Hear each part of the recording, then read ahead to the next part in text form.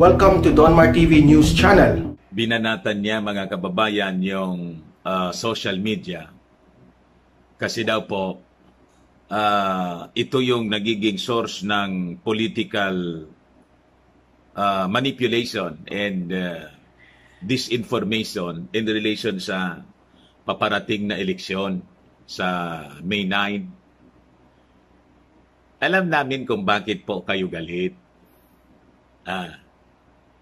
Kasi po, it is in the social media. Doon kasi nababasag yung mga kasinungalingan ng mga kasama ninyong kakamping. Di ba? At sa mainstream media, yung radyo, television, newspapers, karamihan po kasi yung mga may-ari at mga reporters dyan, writers, ay kakamping.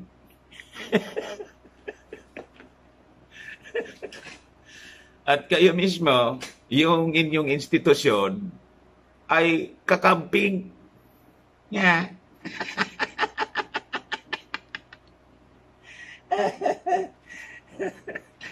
Araw-araw kasi, basag yung mga kasinungalingan ng kakamping.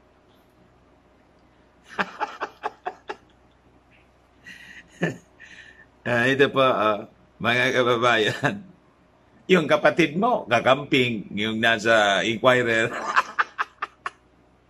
si Randy. Di ba? Sabi rito, CBC Islam's social media ills ahead of May elections. Catholic Bishops' Conference of the Philippines, President Bishop Virgilio David of Caloocan has expressed alarm over how the country's political landscape in relation to the coming elections was being shaped and manipulated through the disinformation and false news on various social media platforms. Anong sinasabi ninyong false news? Kayo yung false? Yung disinformation na sinasabi ninyo, hindi disinformation. Ang ginagawa ng mga vloggers sa social media, kundi binabasag yung kasinungalingan ng kakamping. Kaya kayo galit eh. One of the most crucial moral issues about the coming election in May 2022 will have to do with the moral imperative of upholding the truth. What?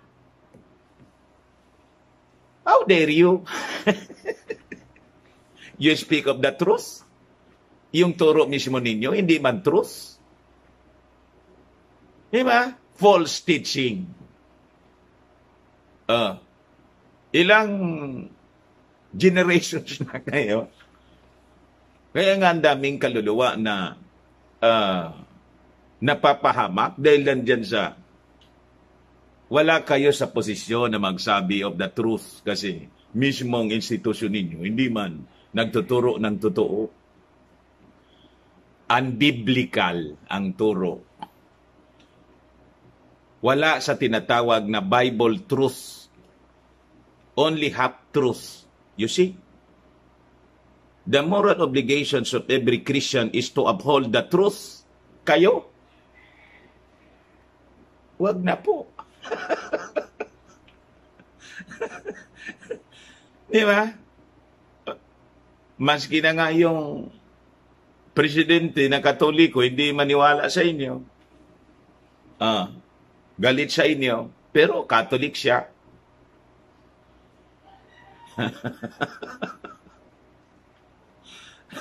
Presidente na yun. You see? Said David on Saturday in a message during the Brotherhood of Christian Businessmen and Professionals National Grand Breakfast held online. It has become particularly challenging to uphold honesty and truthfulness, especially in the age of what I call disinformation. Anong honesty sa inyo? Honest ba kayo niyan? Na ang nangyayari, imbes na magturo kayo kasi religious leaders kayo, magturo kayo ng tama, biblical, para maligtas yung kaluluwa ng mga tao, ang topic ninyo in every forum ngayon, be it sa mas mismo nangangampanya kayo eh. Pati yung pananamit ninyo, yung abito ninyo, naging kakamping. Yung dito sa amin, marami dyan sa Metro Manila, nagsuot ng kakamping. Tapos sasabihin ninyo, be honest. Kayo mismo hindi honest eh. You see, you become, a political party. Yan ang nangyari dyan eh. Pushing for the presidency of Lomi. Bala man kayo mag-post presidency ni Lomi. Hindi man kami dyan. Di ba? Pero hayaan ninyo dapat yung mga ayaw din sa kanya. Because this is democracy. O ngayon, galit kayo and you are attacking now the social media ills. Sinasabi ninyo, it is a social media ills. Ills sa inyo. Pero kung itong mga vloggers na to, kumamping sa inyo, hindi na social media ills, basta't kampi sa inyo, huwag kami. David said that information technology was supposed to be neutral. Sino nagsabi niyan? Kayo lang. Pag sinabi ba ninyo, okay na, tama na, kayo nga hindi neutral. Di ba? Yung information technology ay it is a tool. Technology nga eh. Di ba? At yung information technology depends on the person, kung sino yung gumagamit. O kayo, neutral kayo, gumagamit ng information technology. Di ba? Hindi din. Kami naman, we use information technology as our tool. Hindi man kami neutral, parehas din ninyo. Bakit? Sa mundo, dapat it's either you are black or white. Kayo pink, kami red. That is freedom of expression. Di ba? In political belief. Ang problema kasi sa inyo, masaya kayo pag kampi sa inyo. Kami nga masaya kahit hindi kayo kampi. Hindi kami kampi sa amin. Di ba? Kasi nga, that's normal in an election. May maraming kandidato. So I encourage candidates to file para may pipili ka nga eh. Di ba? Kung isa lang yung kandidato, paano ka makapagpili niya? Dalawa, makapagpili ka, dalawa lang. Kaya lang, hindi masaya. Kaya maganda na itong marami.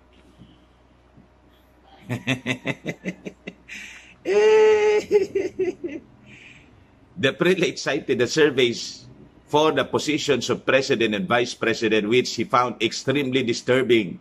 Kasi hindi kakamping. Kulilat yung kakamping. Pero kung leading lagi kayo sa survey, ay, siyempre masaya. This is an admission na disturbing talaga. In panic mode na kayong mga kakamping. Knowing how Filipinos go for winnables rather than actually voting according to their conscience. Bakit kayo lang ang may konsensya? Huwag kami. Lahat ng tao may konsensya. At yung tao, marunong mapipili kung sino yung dapat na iluklok nila.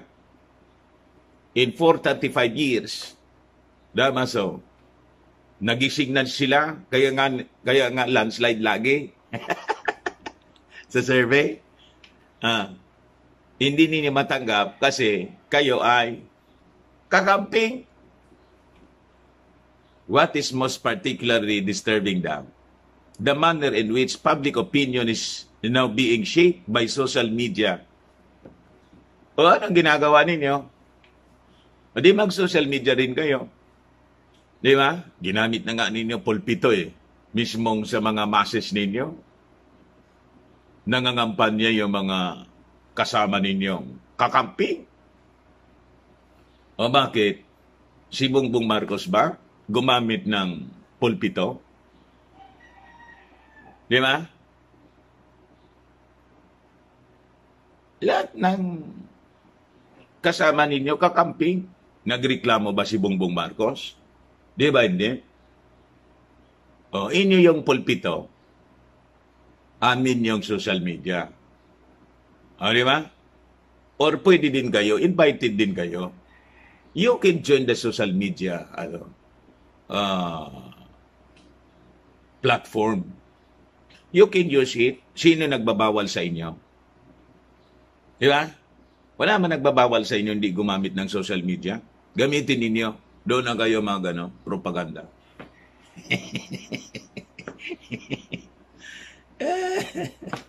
Social media, David said, has democratized or has widened the participation of citizenry in information dissemination. But the negative implication is too mind-boggling because unlike in mainstream media, the control system of check and balances is not yet in place in social media. Ayun. So, inamin na ninyo, nang gusto ninyo, control. Kontrolin yung freedom of expression. Pag hindi, sumang-ayon sa inyong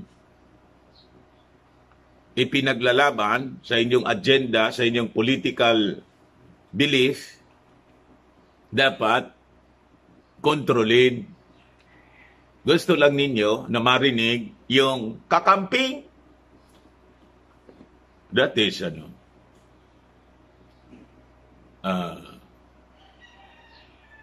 hindi pa pwede ang ganun. And that's the reason why nga nangyari itong nangyari sa atin, sa ating bansa. Because during the time of Marcos, walang social media. Kaya, nalinlang yung mga Filipinos. Nalinlang. Pinaniwala na si Cory-Cong would save the country from economic collapse. Ano nangyari? Lahat na sumunod na mga leaders, kakamping, dilawan. Hanggang ngayon, dilawan pa O, tingnan ninyo nangyari. Mutation ng dilawan hanggang ngayon, yung ruling,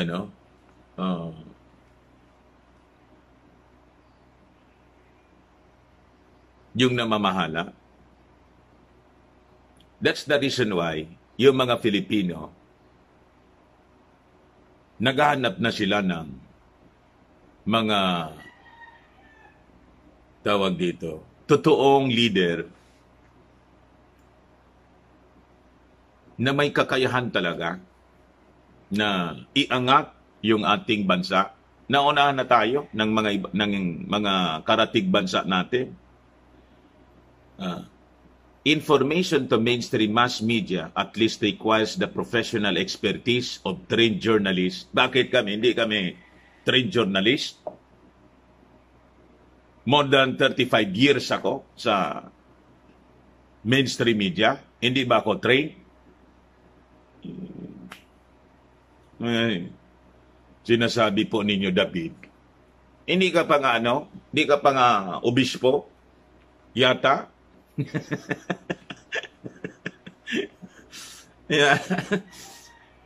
Hindi ko sa inyo. Asa na? Yung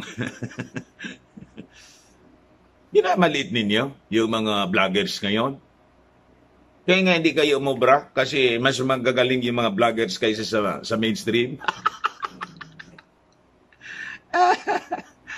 Kasi, kaya nga pinapaniwalaan kami.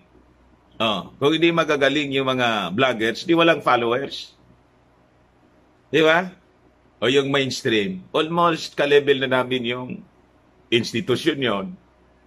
But in number of views, tingnan ninyo, yung mga views natin dito, pag makita ninyo, o di ba? Number of views after we publish, we upload. Minsan, mataas pa sa mainstream. Tinignan ko, ANC, DCRH. Sabi,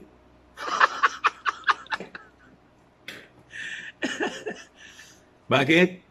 Nag-iisip kasi yung mga tao.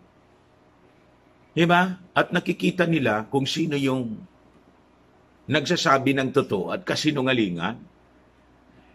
Kaya nga wala na silang tiwala sa mainstream media eh. Kasi yung mainstream media, kontrolado ng mga oligarchs na kakamping. This is no longer true in the context of social media. Anyone can open an account in Facebook, Instagram, TikTok, as many as they like, with just a basic knowledge of opening an account in any of the social media platforms. Ano naman ang problema mo doon? Di gumawa ka rin, mag-live streaming ka rin, o lahat ng pari, pati madre, o mag-TikTok din kayo. Anong problema? Sino yung nagbabawal sa inyo? O ikaw, Damaso, sayaw-sayaw ka din doon sa TikTok. Tulad ni tapos magkakamping. Anong problema ninyo? Igawin ninyo. To counter sabi ninyo, nagpapalaganap ng disinformation, fake news. Gumawa kayo. Di ba? David said Goebbels' words were actually truer now than they were before. He also cited the warning of Nobel Prize winner journalist Maria Ressa. What? About the thick clouds of darkness enveloping the world, especially on social media, where narratives founded on lies, repeated 1,000 times, eventually take the place of the truth. Siya mismo, social media, wala siyang tiwala sa sarili niya. O anong totoo sa kanya? Kung totoo yung sinasabi niya, di dami na sanang naniwala. Yung daming nagduda eh. Bakit? Alam namin kung sino yung funders nila.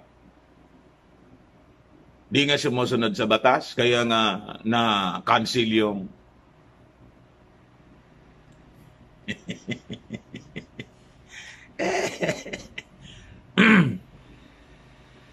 David said rampant disinformation and fake news were being disseminated by a highly funded army of trolls. Kayo yung mayroon yan, yung mga kakampi, ang dami, walang mukha. Yung Pinoy pangit ako vlog. Hindi man nga linagay yung kilala namin kung sino yung nasa likod. Lahat kami may mukha kahit pangit din.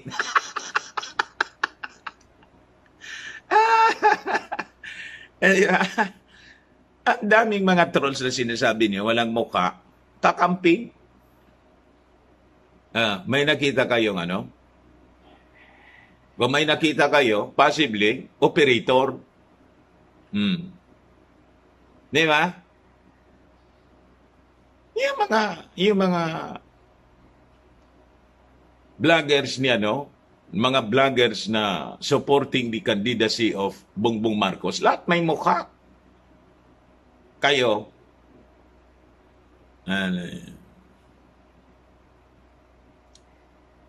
highly funded daw, army of trolls whose main task is to create and maintain thousands of social media accounts. social accounts that regularly post fake news, false narrative, fake comments and messages. The aim is to control public opinion and can make democracy and decent journalism go down the drain. Kala mo sa mga tao, bobo, para hindi ma-detect yung propaganda at trolls. Pinangunahan mo na yung mga tao kasi believing na kayo lang yung mga magagaling. Yan, mga dilawan, ganon. Pinagbigyan na kayo ng mga dilaw to govern. Wala. Kaya nga bumabalik yung mga Pilipino na nauto noong panahon ni Corico. Ayon, ang dami na mga kababayan na dati anti-Marcos, tulad ng journalist na si